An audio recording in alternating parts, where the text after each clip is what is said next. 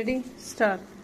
Sir, it is usual in all parliamentary systems of government for the President at the opening of a session to address both houses of parliament.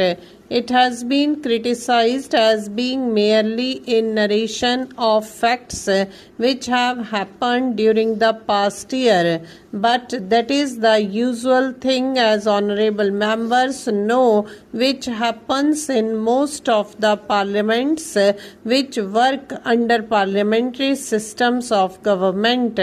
I am sure that the honorable members are aware that India has always stood for peace and ever since her independence has done what she could to preserve peace in the world.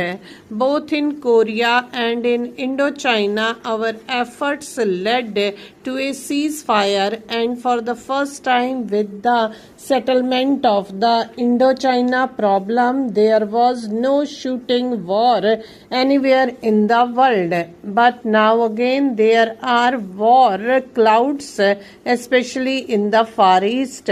As has been emphasized by the Prime Minister time and again, patience and tolerance are necessary to solve the tangle in Formosa. Our government have recognized the Chinese People's Republic as the government of China and have recognized the Chinese claim to the Cairo Declaration. If the Cairo Declaration is to have any value, then it is fairly certain that Formosa is part of China. But at the same time, one cannot forget the fact that things have got to be tackled patiently if this problem of Formosa is to be solved in a peaceful manner.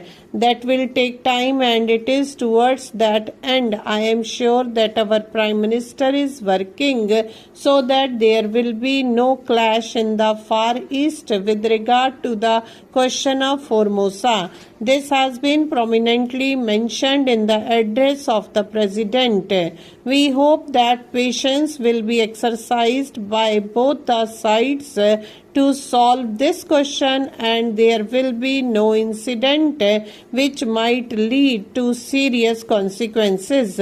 Our agreement with China on Tibet, which formed the basis of the joint statement by China's and our Prime Ministers regarding Panchshila, must form the main principle through which international tension can be eased and finally peace established.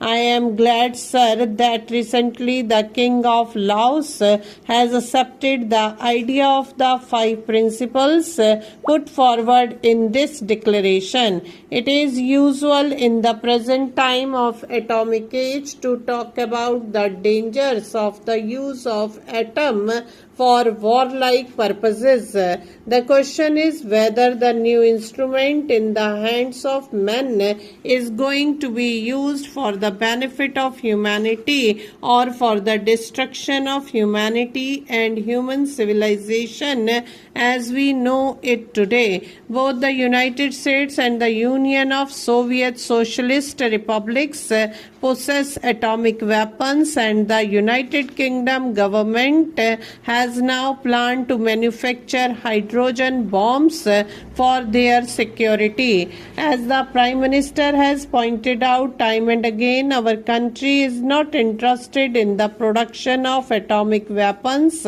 but we are immensely interested in the use of atomic energy for peaceful purposes. There is no doubt whatever that in the interests of human civilization, these weapons should not only be banned but destroyed. The question is who is going to take the risk. There have been appeals that as the USA was the first nation to manufacture these dangerous weapons and use them, therefore they should set an example by destroying the bombs in their possession. Stockpiling of atomic weapons would lead to a dangerous situation, and somebody therefore ought to make a start in the matter of the destruction of these weapons. If moral standards standards are to be the guiding factor, it will be a great help to humanity. If this step can be taken, if only there is courage to do so, the USSR will have to follow suit. But unfortunately, there is the fear complex. Most nations want to protect themselves and want to guard themselves against any surprise attacks by the other side. So the armaments race goes on. They forget this mentality will eventually lead to war. They think that negotiations can take place only when one can speak from strength, but they forget that two can play at this game. So long as this view is held, the armament race will go on and tension must certainly increase. The conference, which meets in London in a few days' time on disarmament, I hope will find a solution. The complete banning of nuclear weapons must be the first step that any conference should strive at, and I hope that under proper international supervision this step will be taken. But connected with this is the question of the reduction of conventional armaments. There must be a realistic approach to this problem. The USSR today possesses so much strength that it should be the first to agree to reduce its land army in the interests of the good relations that should exist between nations. One hopes that it will understand this position and take steps to get this done. I am glad that the Atomic Energy Commission of the United Nations has recognized that India has a part to play in this field and has asked our leading nuclear scientist, Dr. Baba, to preside over the conference proposed to be held at Geneva. The USSR has promised to show how she has been able to set up a nuclear plant producing electric power, but great steps have been taken in this connection also in the UK, and the recent report on atomic power placed as a white paper before the House of Commons shows that by about 1980 there will be about 12 to 13 stations working in various parts of that country to produce electricity and power for peaceful purposes.